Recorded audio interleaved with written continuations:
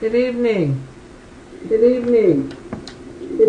Welcome to Spiritual Warriorship, where we study, read, hear from books by His Holiness Bhakti Tirtha Swami.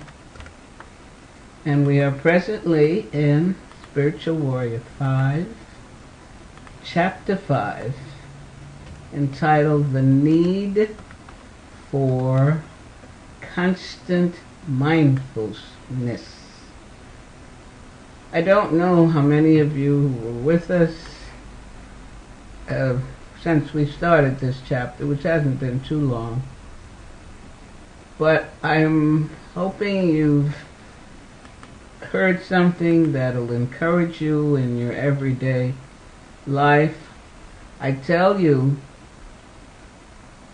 since I've been reading this chapter, being mindful of what's going on and where my mind is, or my feelings and emotions, and really having a sense, I'll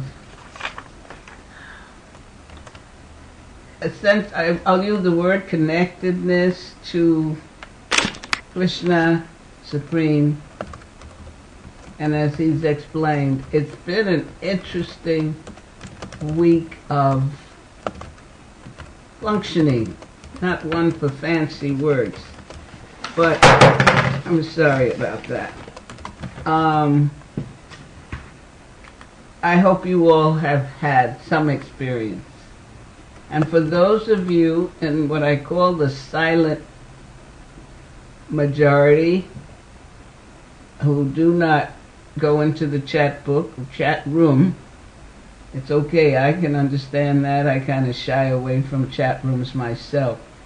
But if you're hearing on a regular basis, if you're having any realizations, and if you use email, maybe if you write me at motherindrani108@gmail.com to share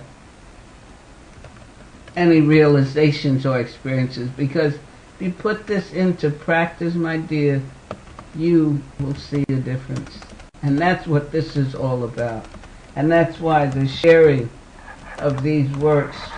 So if you're chanting 16 rounds, 64 rounds a day, reading, and still maybe not feeling full satisfaction in your spiritual life, there may be some aspects of it that you're not getting or missing. And Bhakti Tirtha Swami, he covers every aspect, I feel.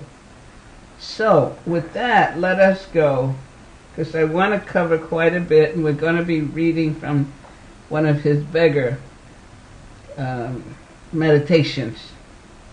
But I always feel this chapter is called The Need for Constant Mindfulness.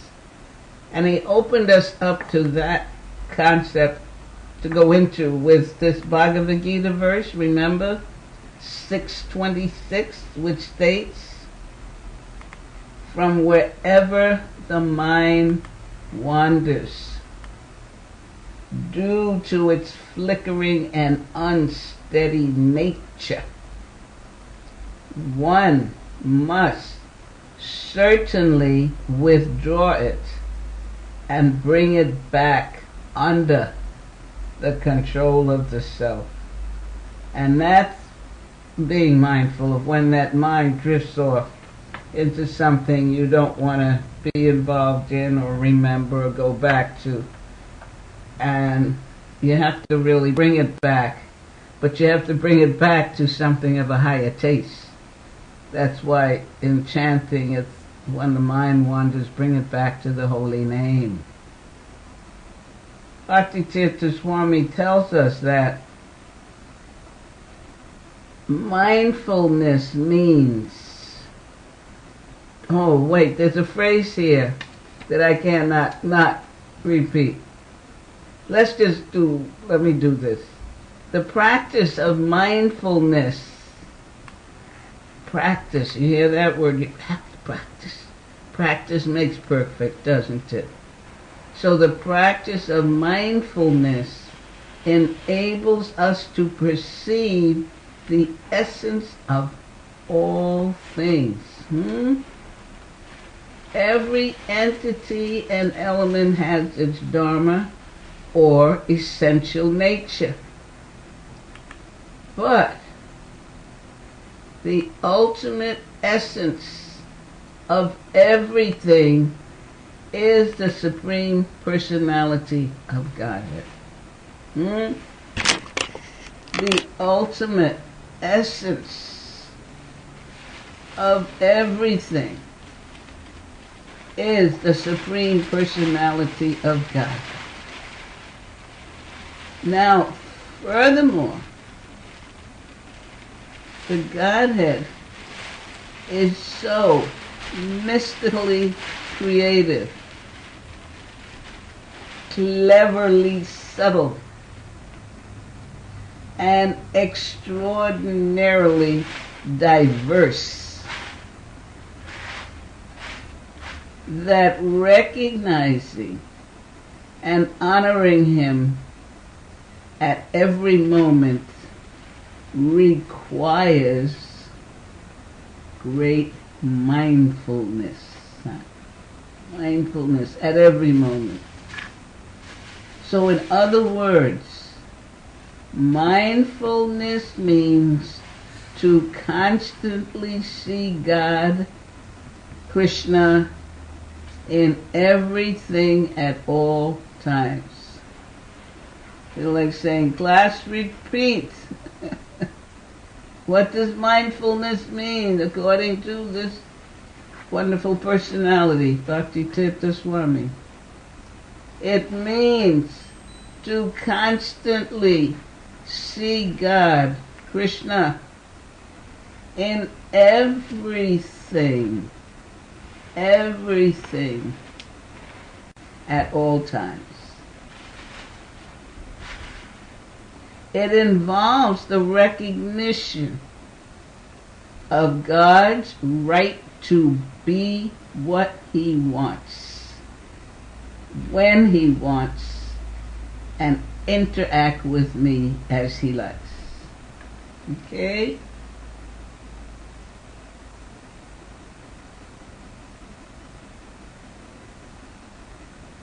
He tells us further, we want to focus on how to see God everywhere. Now that's mindfulness, because we just said that mindfulness means to constantly see Krishna at everything at all times. So we want to focus on how to see God everywhere. And guess what? Krishna Himself tells us in Bhagavad Gita 10:10, what does He say? To those who are constantly devoted to serving me with love, I give the understanding by which they can come to me.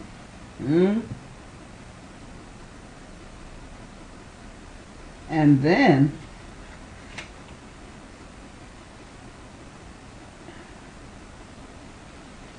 Krishna also advises his devotees to fully absorb themselves in his worship. You remember what verse that's from? Good. I'm hearing you. You're raising your hand. That's okay. I'm still getting used to not having live, right, face to face. Remember this one, Bhagavad Gita 9:34, where he says, engage, this is instruction, advising of how to follow what he had said previously. Engage your mind always in thinking of me. Now remember we started with 626, which says what do we have to do? The mind that's always flickering, we have to bring it back. So we have some responsibility in this. Engage your mind always in thinking of me. Become my devotee. Offer up obeisances unto me and worship me.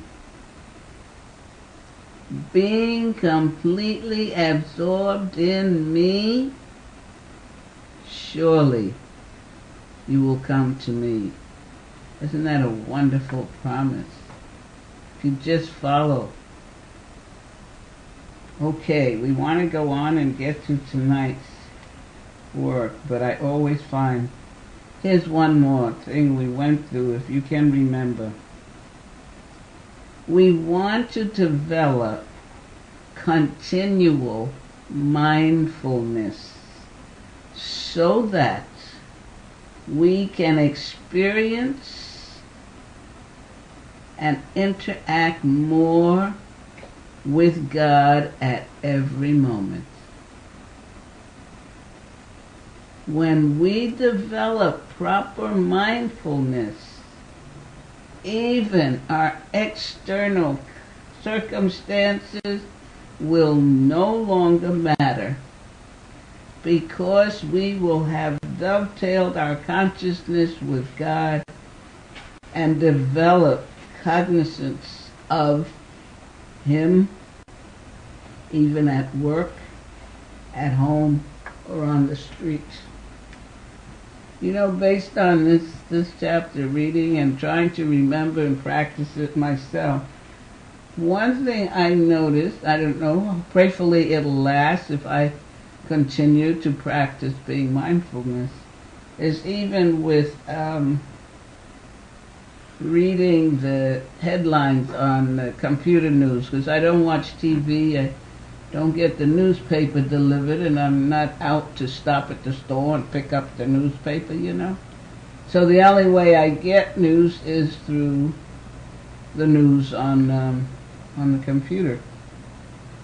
And I've even arranged that. I used to have Yahoo as my home page, but Yahoo as the home page, as soon as it comes up, I don't know if it's changed, there's all the bad news, all the headlines, bam, right in the face. And that took me a while to wade through that and go someplace else. So I changed. So now with the one I have, I've got to click on news to get the bad news, and then I choose the headline, I decide. But anyway, with this politics and all, I was finding myself, I would read a headline and I would go, oh my gosh, how could that, you know, and I'd find myself getting. But being mindful, as we said before, that everything, the same personality of God, He's really in everything because He is everything. And so now when I see a headline, I don't go into that uptightness all of a sudden. How could they do this? We know the different types of personalities. We know the modes of material nature. We've been reading and studying. So it's like that's what they're doing right now. And like it's okay, really. It's not okay, but it's okay to the degree that I don't get my blood pressure up. You understand? But it's also knowing that there is this mystically, cleverly personality of Godhead who's in everything, knows everything, and He's doing it based on consciousness. So I'm trying not to allow that to get me. And as He's saying that the more experience and interact more with God at every moment, you'll develop the proper mindfulness so that your external situations do not matter to the degree of getting upset or getting into an argument if somebody disagrees with your point of view. Okay, let's move on.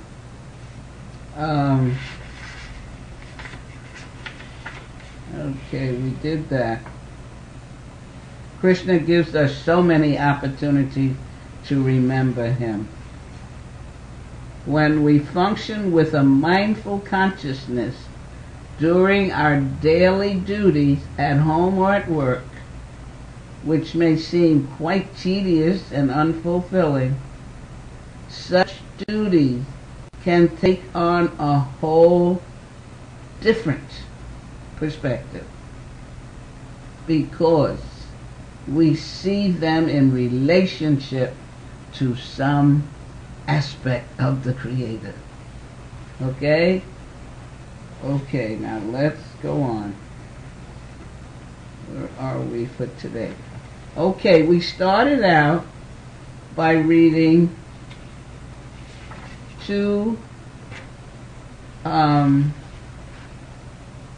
guess you'd say two of the meditations from the full meditation. And what I'm going to do today, we're to pick up, I saw I had it marked, so I don't want to read all his commentary on that. Okay, so the meditation is called, Well Done, My Darling, Well Done.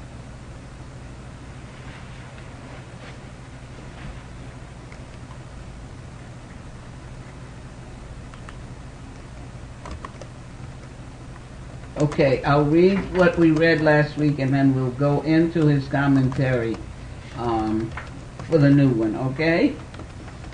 If you recall, and this is so, well, let's go. Today I practice mindful breathing. As I inhaled, I imagined drawing in love, serenity, knowledge, and bliss. As I exhale, I imagined releasing lust, anger, fear, and sadness.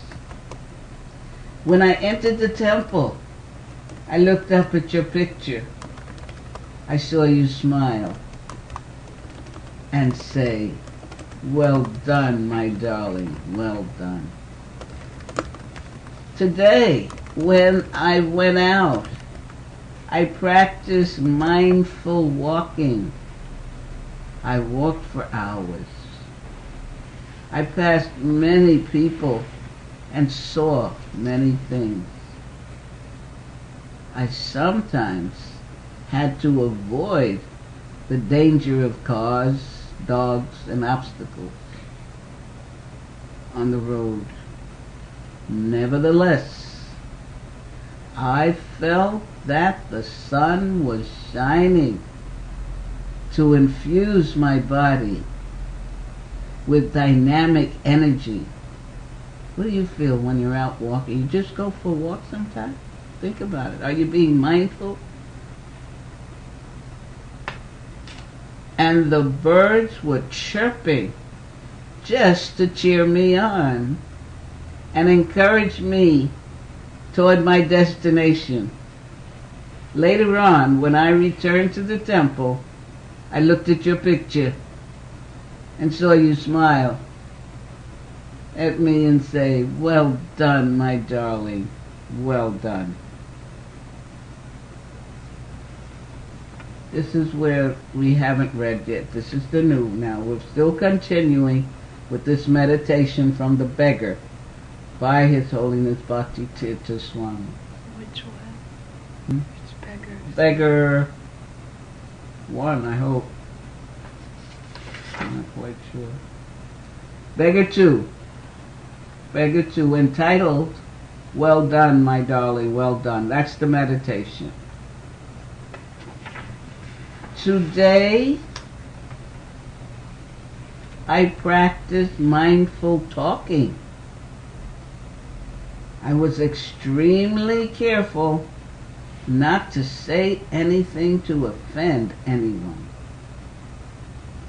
I imagined that each word was showering another soul either with flower petals or with bricks. Devotional words are like flowers that will enhance another's well-being and celebrate that person's existence. Harsh or whimsical words are like assaults on others, as if stoning them with bricks. With each person I encountered, I only discussed devotional topics. Therefore, I was feeling constantly enlivened as I reflected on all of the glorious things, all of the glorious beings in my life. Later, when I returned to the temple, you smiled and again repeated, "Well done, my son. Well done."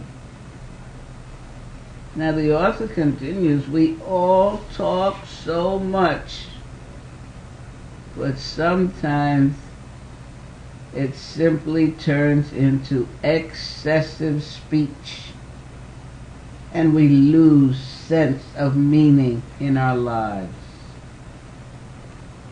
You know what I learned somewhere along the line?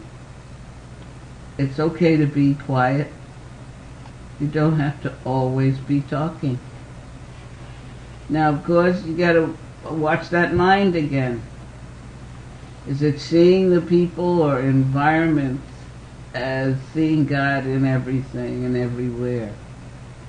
Or are you finding fault or criticizing again? Because the Lord knows what's in your heart.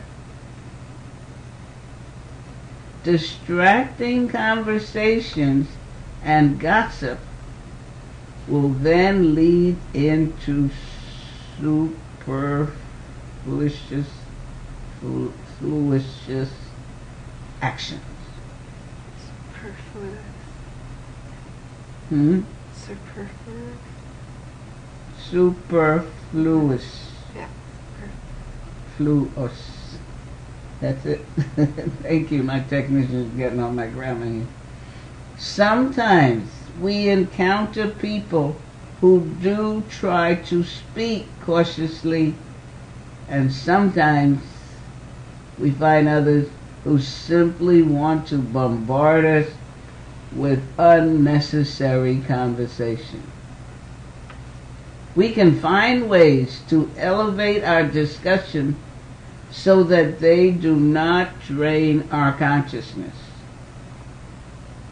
Consider the impact of a negative or positive conversation in which a person subtly throws either bricks or throws nice flowers in order to glorify your existence.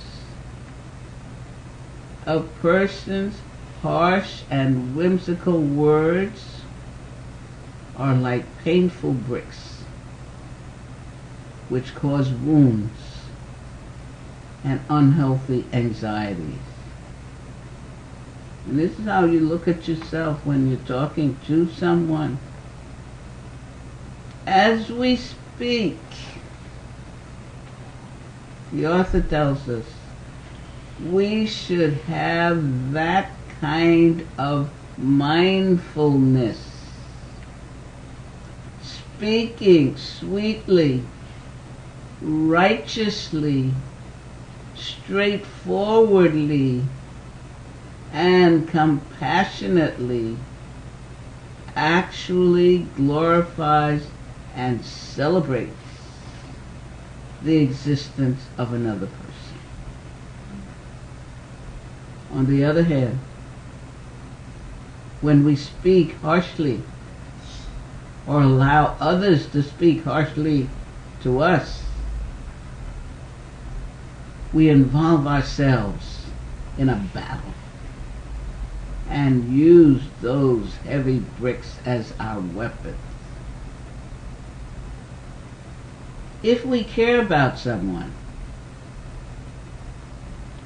and we should care about everyone, we want to honor their presence by not attacking their existence with harsh language.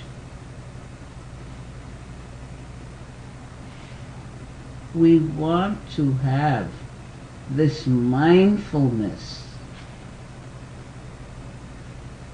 so that we will not offend others through our speech. Words are extremely powerful.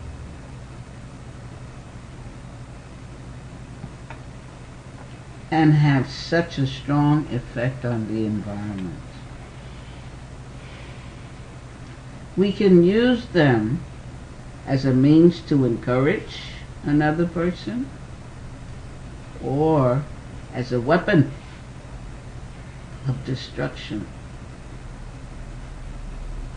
Just imagine the powerful effect of speaking only healthy and compassionate words imbued with devotion.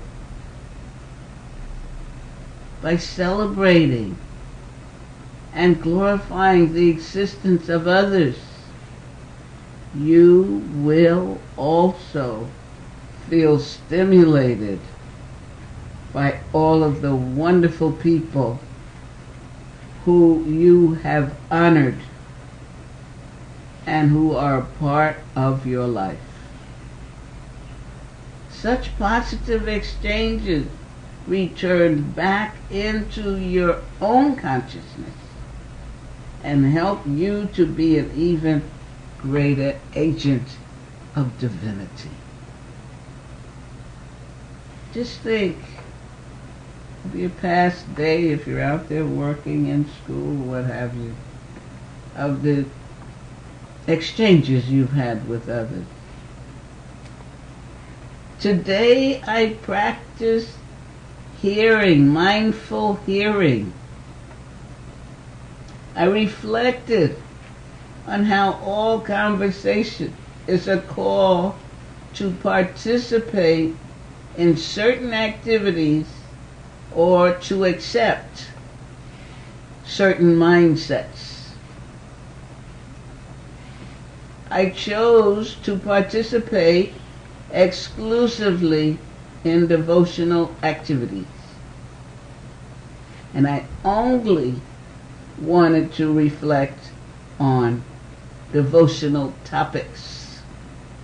Thus, whenever there were discussions that did not invite me to participate in devotional activity or reflection, I would simply excuse myself from the conversation and the environment.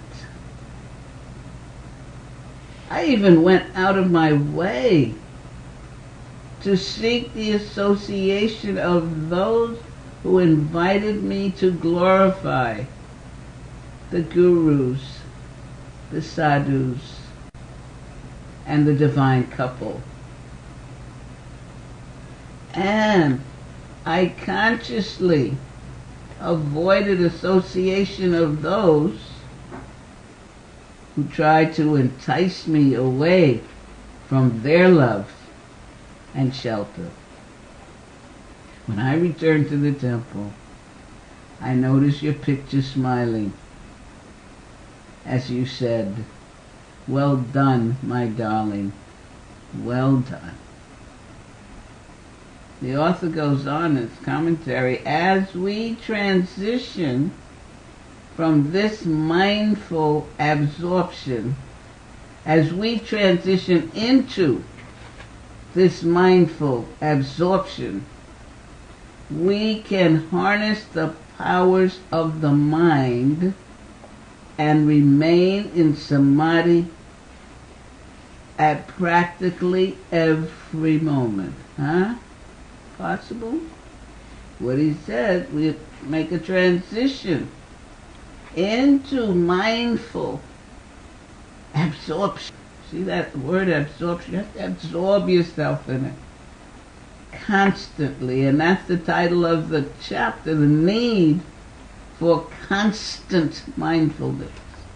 So you're hearing this, you're getting it, so you want to harness the powers now of the mind and let it know, no more nonsense. I'm serious about this mindfulness. Now we are constantly in control of our lives, which is a powerful attribute of warriors. In some of the subtler arts, the ability to control mind energy can determine the level of performance. First-class athletes and people in general who have Shakti, power, strength, and integrity do not allow the environment to distract them so easily. Rather, they use the environment to enhance their particular efforts. We practice mindful hearing so that we can focus at all times in order to minimize the distractions. We practice. It means practice. It's not about hearing about it right now and saying, yeah, that's wonderful. Yeah, I'm going to do that. It's practice. And that practice means, as we started out at the beginning, you're going to have to be mindful of what the mind nonsense is and change it. Bring it back to what it is you're working on now or you're practicing now, which can be mindful hearing, mindful talking. You understand, each of these is something to work on and practice. Individuals who are weak in controlling their minds will surely have a poor intellect and will be less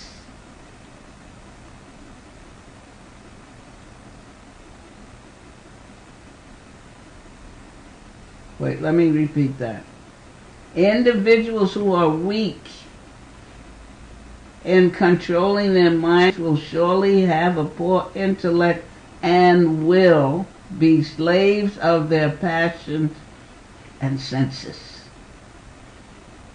They will literally be at the mercy of the normative patterns of society.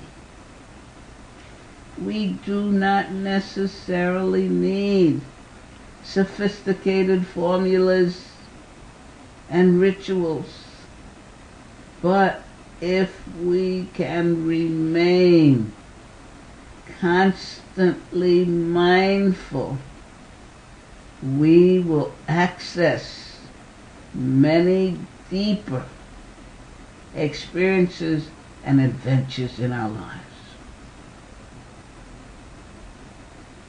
If we remain a part of a sinful environment in which people lack integrity and principle-centeredness, those negative environments will grossly and subtly influence the person, because we do not exist on islands of our own. We are all products of heredity, environment, and the overt activities that form our experiences. So he's drawing the picture for you. I see a hand. Wait now, don't let me forget where I was. You want to ask something? There's a question? Bhagwan Mohan asks, how can we remember to practice and have the strength of mind to remember to do so? My experience, just this past week or two we've been reading, I remember to practice when I noticed I was getting anxious about something, I was getting flustered, feeling frustrated, and suddenly I took a look at the scene. I looked and immediately caught where my mind was taking me, and I remembered I was not being mindful as the very beginning of this chapter, how to see the Supreme Personality in all things. And with that remembering, it's sort of a sense of knowing that I'm not the controller, and yes, I'm not quite sure what to do about this or whatever I'm working on, but the Supreme Lord does, and I need to be mindful that He does. And somehow I'd continue working, and it would get done. It was amazing. So you can tell when you're being mindful, you're still doing what you need to do, but that mindfulness clears the way because it's really not you doing it, if you understand what I mean. I hope that answers your question. If not, we can go back to it again.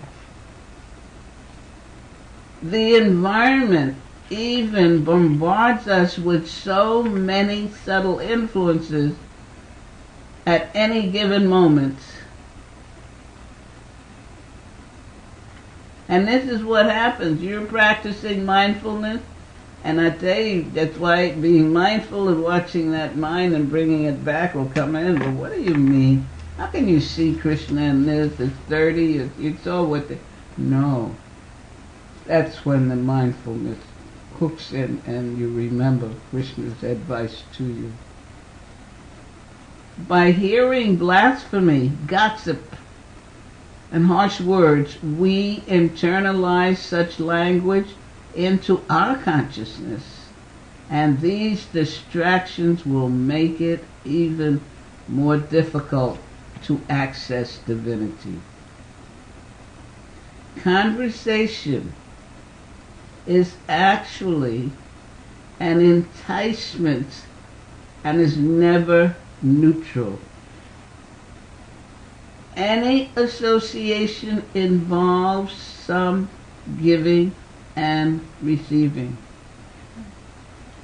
Few people recognize this fact, which means that they simply get swept up by the environment without even understanding the detrimental effects. Must be mindful. What the conversation? Where is it leading? This is even happening. I have this very nice lady who, a friend of mine, takes me to many of my appointments. She lives right nearby. And she's quite political. In fact, she's sort of famous in the Alachua County of Florida. She was very prominent during the civil rights movement and all. And quite into the politics and things.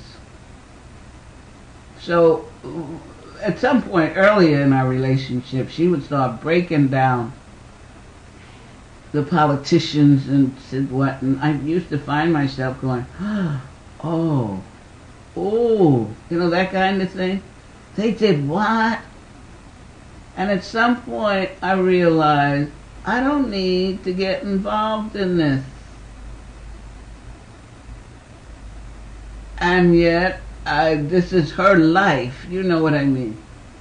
So what I did, it goes back about what I did, I gave her one of the leadership book of Bhakti Tirtha Swami and told her try to find time to read it and being so prominent in the environment and politics and all, she might be able to get something from that to help others.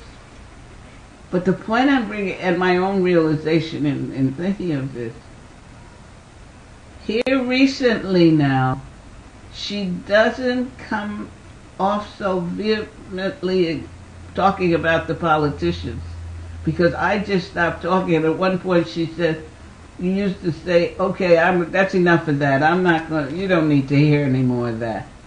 And I would thank her, because I really didn't.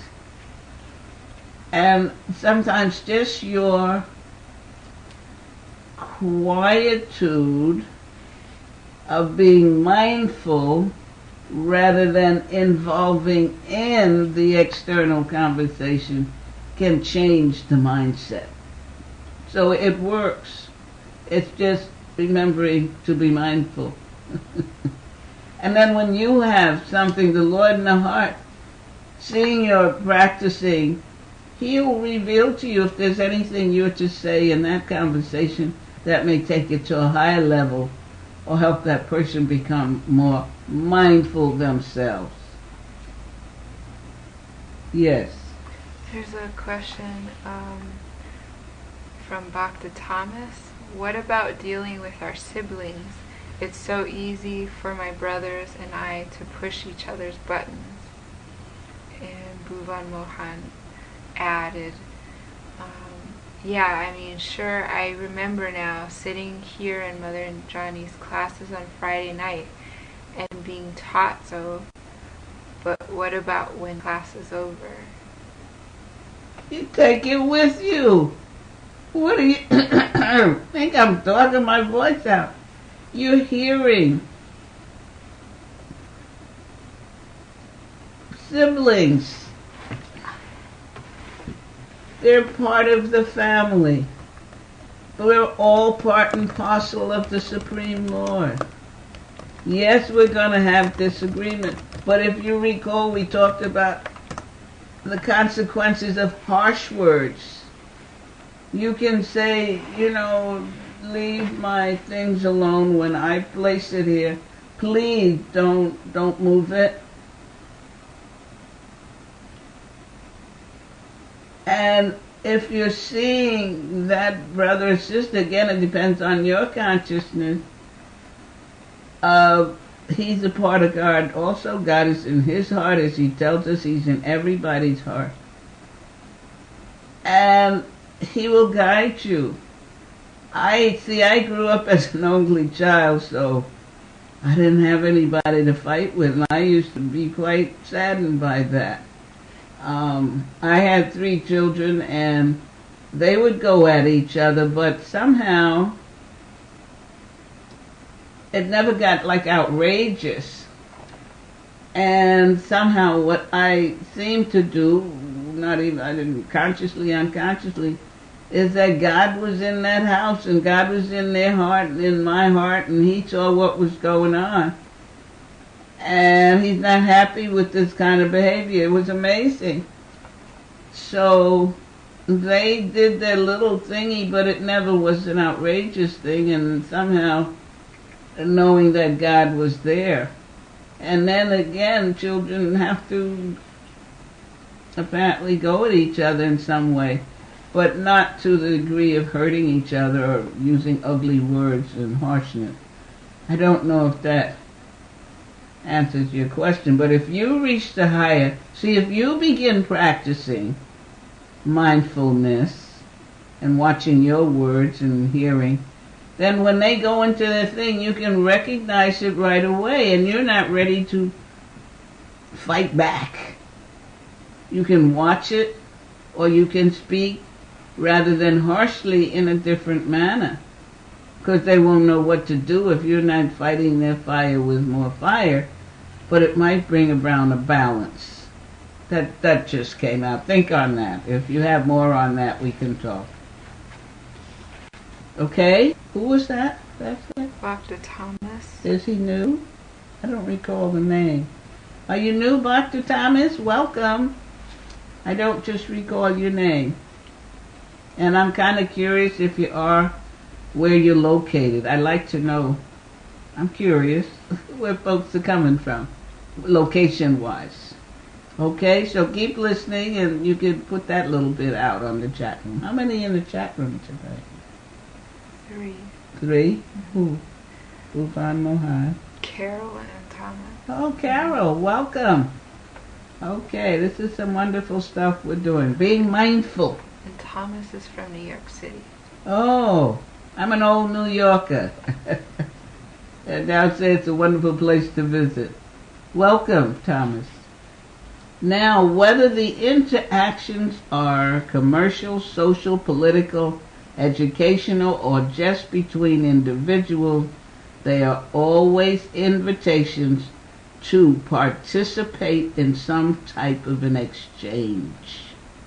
Your actions and words invite others to interact with you in a certain way, and you accept their words as well.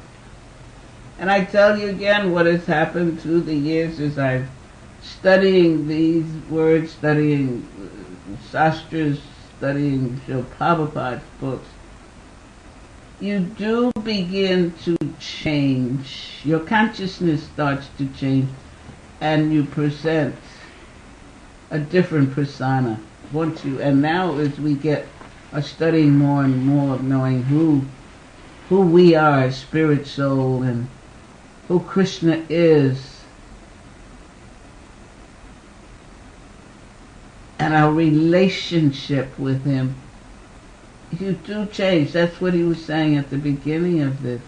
And as your consciousness changes, you will notice changes in others. And it isn't so much that they have changed, as that you have changed, and you're seeing Krishna in everything, as a part of everything, and as your very dear friend and best wisher. And as you get like that, the responses you receive are on a different level.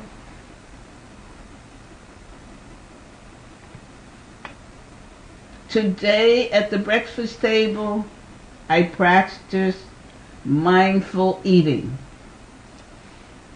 First, I thought of all my wonderful disciples who so conscientiously prepared foodstuff for the pleasure of the Lord and myself. They always punctually prepare these meals in a clean, devotional mood and atmosphere. After carefully considering their service, I reflected on how the meal had been lovingly offered in prayer to the Supreme Lord, and how later on the Lord's remnants were made available for others. As I chewed each morsel, I thought of how each preparation was now spiritually surcharged, and that by taking such foodstuff, my body was being fueled with spiritual nourishment. Do you think like that when you're eating prasadam? Wow. Then I thought of how each grain, each mouthful, was giving me the power to improve the quality and quantity of my meditation and service. After honoring this spiritual feast, I went into the temple, and there you were. Once again, your lips were curled in a smile, and you said to me, "Well done, my darling, well done." And I'm going to stop there. This one is powerful, because I know we all eat. And if we are practicing this philosophy, we offer our food. We don't eat anything that's not offered to the Lord. But when you're eating, honoring, you say you honor prasadam. Are you being mindful? This one gives quite a bit to think about and to practice. And what we'll do next week, we'll read his comment on that, but I'd like you all to think on that for the week. And you've had quite a bit to practice on. And as I've said so many times before, I would like to know if anything you've heard, any word, any phrase, sentence that is being offered to you from Bhaktitirtha Swami has clicked in for your spiritual growth and advancement, or your desire to advance more spiritually that you want to practice. Think on it. Be mindful. As Bhaktitirtha Swami used to say, I'm not, when he's giving a class, because these are all classes that were transcribed and put into book form, and he used to say, I'm not here to entertain you. I've come to offer you something to help you in your spiritual life. So try to practice and know the need, how important is the need for constant mindfulness. Are there any comments or questions?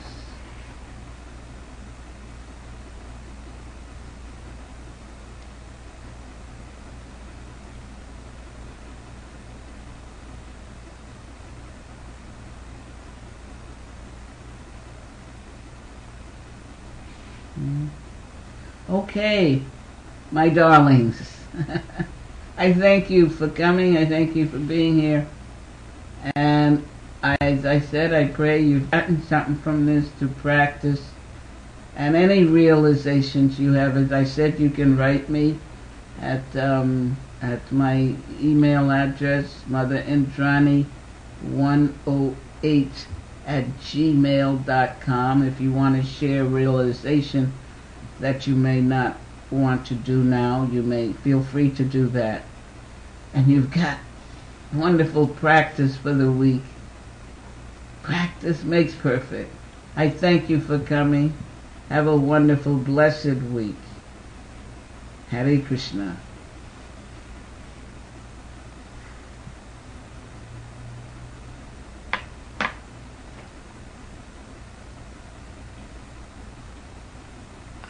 Shruti has something to share. Who? Shruti. Oh, she's on.